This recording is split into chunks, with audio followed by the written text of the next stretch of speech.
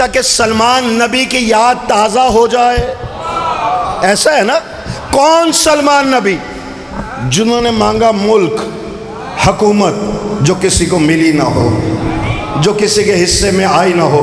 اس محترم سے لے کر اس محترم تک اور باہر تک جو مجمع بیٹھا ہوا ہے، جملہ آپ کے حوالے کرنے لگا ہوں. اگر عقیدوں میں جگہ پا جائے میرا رزق داد مجھ تک پہنچا دیجیے گا.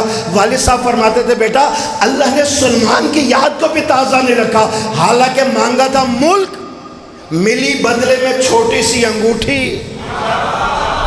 سلمان انگوٹھی پہن لیں، سلمان مالک الملک، ہواؤں پر حکومت، فضاؤں پر حکومت، چرند پر حکومت، پرند پر حکومت.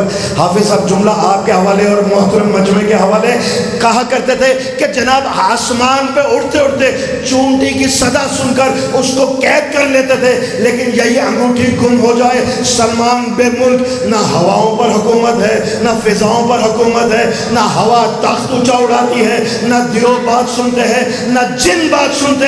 یا ہمارے نبی محمد مصطفیٰ نے سلمان کی آنکھوں میں آنکھیں ڈال کر کہا سلمان انگوٹھی مانگ مانگ کر حکومت کرنا اور بات ہے، حالت رکوع میں انگوٹھی زکات میں دے کر ولایت کی دھوم مچا دینا اور بات.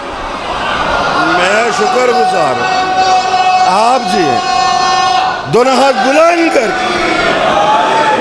گھبرا تو نہیں گئے بھئی. توجہ ہے نا. یہاں اللہ نے کسی کی یاد کو تازہ نہیں رکھا.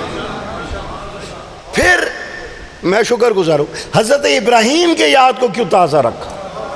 اس کی وجہ ہے بھئی دیکھیے کوئی نبی بتا دیں جو درود میں شامل ہو.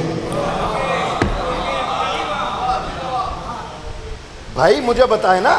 حضرت آدم جن کے دم قدم سے آدمی ہے درود میں شامل نہیں. حضرت نوح ثانی آدم درود میں شامل نہیں. جناب موسیٰ درود میں شامل نہیں، حالانکہ بڑے جلالی والی نبی تھے. والد صاحب فرماتے تھے باقی نبی خالی ہاتھ آئے تھے، یہ ڈنڈا ساتھ لائے تھے. ہاں ہاں. اور اس ڈنڈے سے بڑے بڑے فرعونوں کو صحیح کیا تھا کہ جہاں فرعون کی قسمیں کھائی جا رہی تھی تو وہیں پر انہوں نے عصا پھینک دیا. عصا اژدہا بنا، اژدہا نے سانپوں کو کھانا شروع کیا اور جو فرعون بنا بیٹھا تھا اس کا سر بڑا ہو گیا، تاج چھوٹا ہو گیا، جوتے پیروں میں پھنس کے رہ گئے، پیٹ باہر نکل آیا. وہ رونے لگا. موسیٰ مسکرا رہے ہیں. ہم نے کہا جناب موسیٰ فرعون رو رہا ہے آپ مسکرا رہے ہیں، وجہ کیا ہے؟ کہا آؤ میں تمہیں چپکے سے بتاتا ہوں. ہم یوں وقت کے فرعونوں کو سانپوں سے ڈرایا کرتے ہیں. میں شکر گزار ہوں، میں شکر گزار ہوں جو مجمع پہنچ گیا. آپ جی ہیں، آپ سلامت. حیدری میں شکر گزار ہوں. توجہ ہے نا بھئی کسی کی یاد کو بھی تو تازہ نہیں رکھا، لیکن حضرت ابراہیم کو درود میں بھی شامل کر دیا اور یاد کو بھی تازہ رکھا. کیوں؟ کیونکہ حضرت ابراہیم خالی نبی نہیں ہے، وہ رسول بھی ہے. بھئی نبوت سے اوپر درجہ ہے رسالت کا. گھبرا تو نہیں گئے؟ اگر اتنی خاموشی میں چلے جائیں گے تو میں سمجھوں گا پتہ نہیں بیٹھے ہی ہو یا ٹور گئے ہو. سننا چاہ رہے ہیں تو سننے والا ایک نعرہ سنا دے مجھے.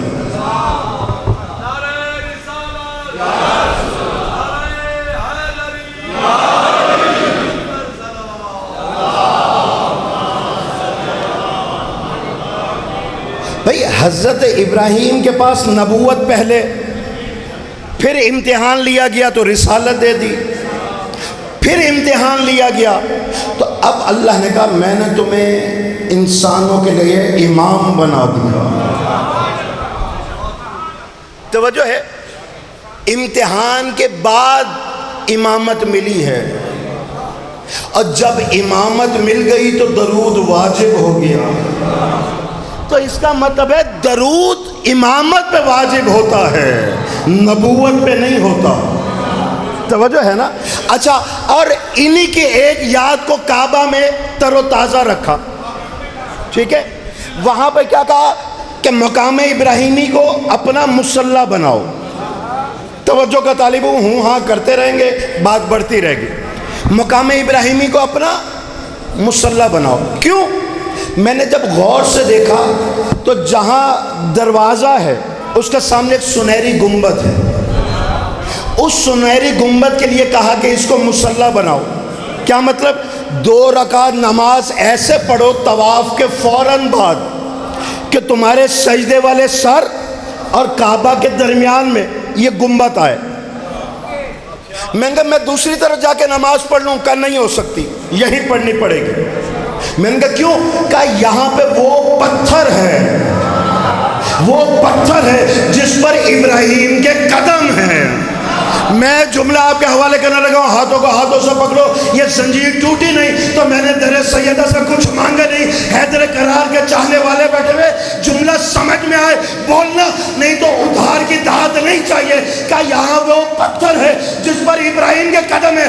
جو بھی مولوی جاتا ہے اس کو سجدہ گاہ بناتا ہے، وہ حنفی ہو، وہ مالکی ہو، وہ شافی ہو، وہ حنبلی ہو، وہ اہل تشیع ہو، اس کو مصلی بنا رہا ہے، سجدہ گاہ بنا رہا ہے۔ میں نے مولوی بتا دو صحیح، جس پر ابراہیم کے قدم آ جائیں، کیا اس کو سجدہ کرنے سے تیرا سجدہ باطل نہیں ہوتا؟ کیا تیری رکوع باطل نہیں ہوتی؟ تیرا قیام باطل نہیں ہوتا؟ ان کا نہیں ہوتا۔ میں نے کہا پھر مجھے بتا، ابراہیم بڑے نبی ہے یا محمد مصطفیٰ؟ انہوں نے کہا محمد مصطفیٰ یہ سردار نبی، ابراہیم امتی نبی۔ میں نے کہا پھر بتا تو صحیح، اگر امتی نبی کے قدم پتھر پہ آ جائے جب اس کو سجدہ کرنے سے تیرا سجدہ باطل نہیں، تو اگر کسی کے قدم مہر نبوت پہ آ جائے؟ میں شکر گزار آپ جی، آپ سلامت، گھبرا تو نہیں گئے؟ میں شکر گزار، توجہ ہے نا؟ دونوں ہاتھ بلند کر کے یک زبان ہو حیدری۔ بھئی بتائیے نا کہ مقام ابراہیمی پہ مصلی بناؤ۔ اب جو بھی جاتا ہے، توجہ میری طرف، جو بھی مولوی جاتا ہے، استرے والا جاتا ہے یا استرا والا جاتا ہے؟ اپنا جاتا ہے یا پرایا جاتا ہے؟ جا کے مصلی بناتا ہے۔ کیوں مصلی بنایا؟ کہ اس پر جناب حضرت ابراہیم کے قدم ہیں، نشان ہم نے بھی دیکھے، پتھر پر قدم ہے۔ جو بھی مولوی جا رہا ہے اس کو اپنا مصلی بنا رہا ہے۔ مجھے سمجھ نہیں آتی، جس پتھر پر ابراہیم کے قدم آ جائیں وہ تو تیرے سجدے میں شامل ہو سکتا ہے، اور جس کے قدم مہر نبوت پہ آ جائیں ہے وہ نماز میں آ جائے تو باطل تصور کرتے ہو؟ مجھے بتاؤ آپ کے لیے مشعل راہ کس کے قدم ہے؟ حضرت ابراہیم کے یا محمد مصطفیٰ کے؟ جس کا کلمہ پڑھتے ہو، محمد مصطفیٰ کا کلمہ پڑھتے ہو نا، تو مشعل راہ ہے محمد مصطفیٰ کے قدم۔ کیوں؟ یہ سنت کسے کہتے ہیں؟ کہا جو عمل نبی نے کیا اس کے کرنے کو سنت کہا جاتا ہے۔ یہ قدم جہاں سے رکھ کر اٹھے ان نقش پا پر قدم رکھنے کو سنت کہا جاتا ہے۔ میں نے کہا یہ سنت ہوتی کس کی ہے؟ کیا کسی صحابی کی ہوتی ہے؟ کیا ابراہیم کی ہے؟ یا وہ جناب نوح کی ہے، جناب موسیٰ کی؟ کہا نہیں، سنت محمد مصطفیٰ کی۔ کیوں؟ جہاں یہ قدم آ جائیں وہی جگہ تو صراط مستقیم ہے۔ نہیں نہیں نہیں نہیں نہیں، اتنے ایسا سے، اتنی خاموشی میں، اتنی ایسا دھات کے اندر میں پڑھنے کا عادی نہیں، جملہ میں شاید سمجھا نہیں سکا۔ اچھا اب میں جملہ آپ کے حوالے کرنے لگا ہوں۔ بھائی محمد مصطفیٰ کے قدموں کی اتباع کیوں ضروری؟ اللہ کہتا ہے علی صراط مستقیم۔ جہاں یہ قدم آ جائیں وہی جگہ تو صراط مستقیم ہے.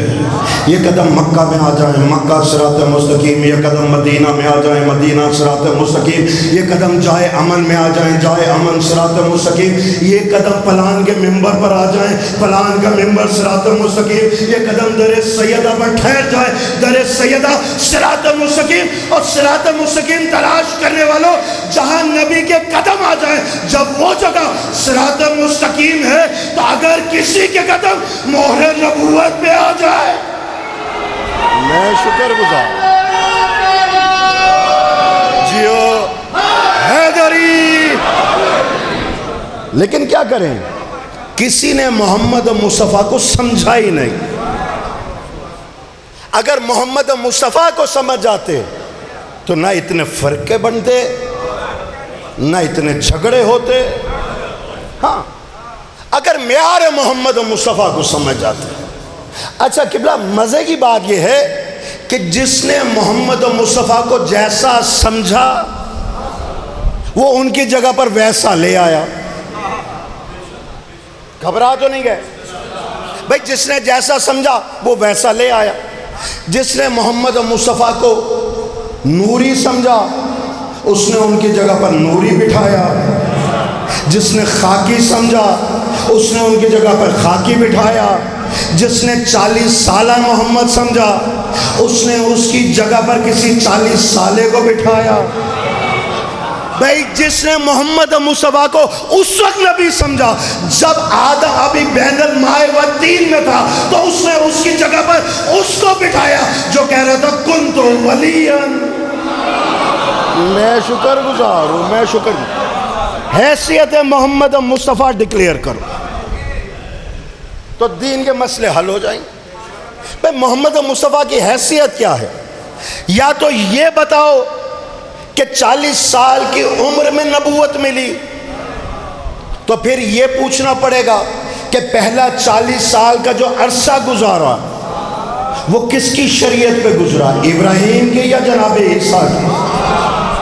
میں شکر گزار ہوں میں شکر گزار ہوں. بھئی وہ عرصہ کس پہ گزرا؟ اگر آپ کہتے ہیں کہ جناب عیسیٰ کی شریعت پر تو پھر وہ نبی کیسا کہ 40 سال تک تو امتی نبی رہا، 40 سال کے بعد ایک دم سردار نبی ہو گیا. گھبرا تو نہیں گئے؟ اگر نہیں سمجھ میں آ رہا تو میں موضوع بدل دیتا ہوں یہیں سے. میں نعرے والی تقریر کروں کر کے چلا جاؤں، لیکن نہیں، اہل سنت بھائی بھی بیٹھے اہل تشیع بھی بیٹھے. میں پھر دعوت دینے لگا ہوں. آؤ محمد مصطفیٰ کا سٹیٹس ڈکلیئر کرو یہاں پر کہ جو 40 سال گزرے ہیں وہ کس حیثیت سے گزارے گئے. بھئی نہیں سمجھ میں آتا تو میں بتانا یہ چاہتا ہوں صرف جن سے تم نے نبی لیا ہے ان کی زندگی کو دیکھ لو. بھئی تم نے جس سے نبی لیا وہ ایمان لایا تب جب نبی نے کلمہ پڑھایا. نبی نے کلمہ پڑھایا 40 سال کے بعد. تو جو 40 سال کا عرصہ تھا وہ کیسے گزرا مجھے بتاؤ. اگر امین کا ٹائٹل ملا تو اس 40 سال میں، اگر صدیق کا ٹائٹل ملا تو اس 40 سال میں، اگر جھگڑے سلجھائے تو اس 40 سال میں، امانتیں رکھ کے واپس کی تو اس 40 سال میں، ماں بہن بیٹی بہو کا اعتبار اور ان کا اخلاق دکھایا تو اس 40 سال میں. تو اب جملہ میرا ضائع نہ جائے، نبی وہ ازل سے ہے لیکن اللہ نے کہا اے محمد مصطفیٰ 40 سال میں پہلے قرآن بن کے دکھا پھر پڑھ کے سنا دینا. میں شکر گزار ہوں میں شکر گزار.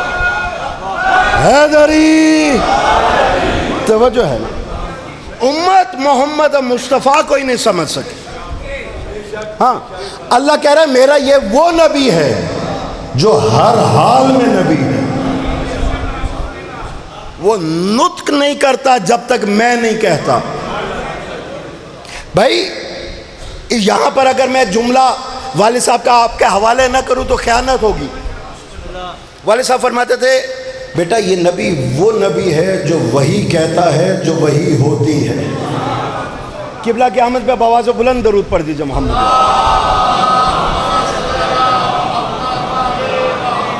پاک رب العزت ان کو صحت کلی و کاملہ عطا فرمائے. توجہ ہے نا. گھبرا تو نہیں گئے بھائی؟ میں عرض کر رہا تھا سب سے پہلے محمد مصطفیٰ کا 40 سال کا سٹیٹس ڈکلیئر کرو کہ اگر 40 سال میں کوئی ایک ایسا عمل ہے جو دین سے باہر ہے تو بتاؤ. نہیں، پھر 40 سال ماننا پڑے گا کہ اللہ کا حکم تھا محمد مصطفیٰ پہلے قرآن بن کے دکھا، پھر بول کے سنا، پہلے قرآن بن کے دکھا. میں آپ سے پوچھتا ہوں، اتنی خاموشی میں پڑھنے کا عادی نہیں ہوں، قبلہ بھی موجود ہیں، آقا یان کی موجودگی میں جملہ لیتے چلے جائیے گا.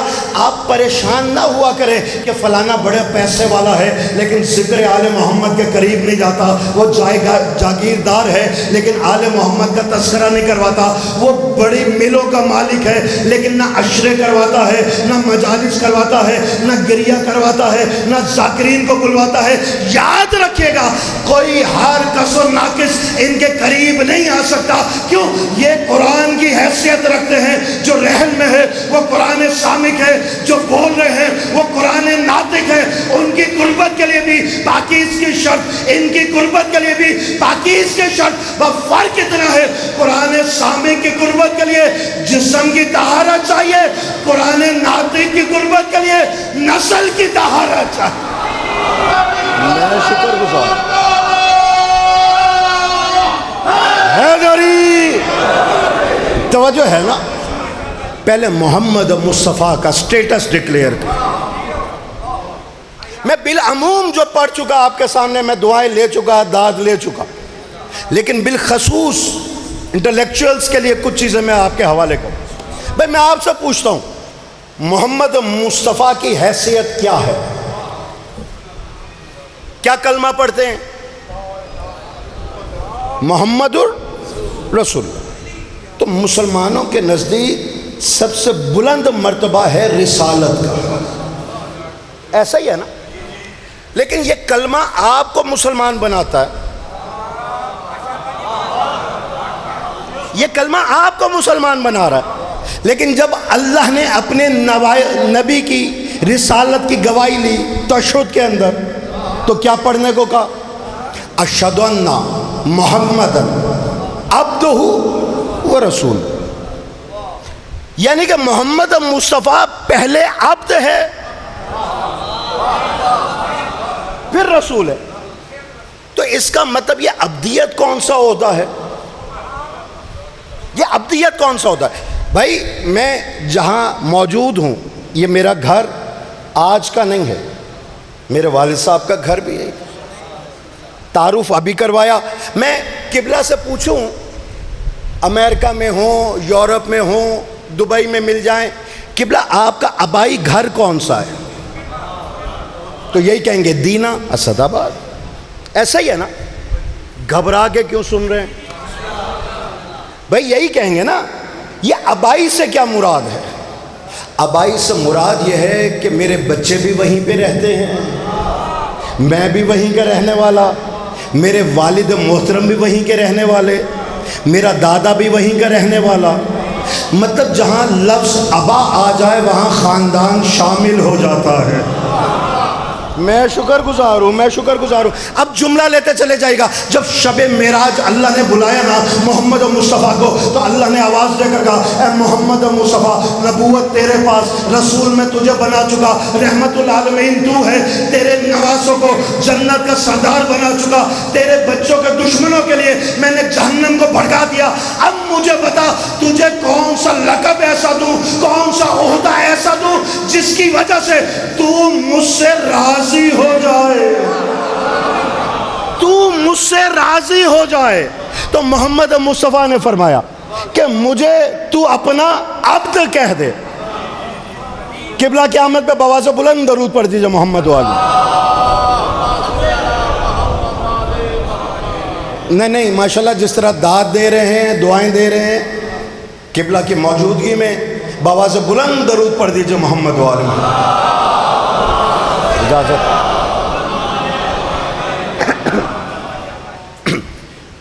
بھائی کیا عہدہ مانگا محمد مصطفیٰ نے کہ تو مجھے اپنا عبد کہہ دے. عبد کہتے کسے؟ عبد کے معنی کیا ہے؟ بھئی اگر کوئی کہے کہ نماز پڑھتے تھے، روزہ رکھتے تھے، حج کیا ہوا تھا، تو معاف کیجئے گا، عبادت کرنے والے کو عبد نہیں کہتے، عابد کہتے ہیں، ٹھیک ہے نا؟ تو لفظ عبد استعمال ہو رہا ہے، عبد ہے ابا سے، لفظ میں بتا چکا۔ اچھا چلے یہیں پہ میں اس جملے کو اور آسان کر دیتا ہوں۔ سادات کی موجودگی میں، حرمت سادات کو سامنے رکھتے ہوئے، قبلہ شوکت بھائی کی موجودگی میں، بھائی مولا علی فرما رہے ہیں انا عبد من عبید محمد، محمد مصطفیٰ کے عبدوں میں سے میں عبد ہوں۔ تو میں نے پوچھا اس کا ترجمہ کیا ہے؟ تو اکثریت نے کہہ دیا جی اس کا ترجمہ ہے نوکر کے۔ مولا فرما رہے میں تو آپ کے نوکروں میں سے ادنا سا نوکر ہوں۔ نہیں، معاف کیجئے گا، اگر خاموش رہ گئے تو مجھے دکھ ہوگا۔ حرمت سادات ہاتھ نظروں میں رکھتے ہوئے اور مرتبہ نظروں میں رکھتے ہوئے اگر میرا رزق دعوت بنے تو مجھ تک پہنچا دیجئے گا۔ آپ کے معنی اگر نوکر کے کرو گے تو مشکل میں پھنس جاؤ گے۔ کیوں؟ یہ مولا علی فرما رہے انا عبد من عبید محمد، اور عقل سے کام لو، شریف گھرانوں میں بیٹیاں نوکروں میں نہیں دی جاتی۔ میں شکر گزار ہوں آپ جی، دونوں ہاتھ بلند کر کے حیدری، آپ جی، آپ کے معنی نوکر نہیں کر سکتے۔ اور یہاں محمد مصطفیٰ پہلی گواہی تشہد میں دے رہے ہو، عبدہ و رسولہ، آپ پہلے اس کے عبد ہیں۔ عبد نکلا ابا سے، جہاں لفظ ابائی آتا ہے، جیسے یہ منبر تعارف کروایا، بھئی قبلہ پڑھے، قبلہ سے پہلے ان کے والد صاحب موجود، ان سے پہلے نانا محترم نے یہی حاضری دی، اس سے پہلے زیدی صاحب نے دی، تو مجھے کہنے کا حق ہے کہ یہ منبر میرا ابائی منبر ہے۔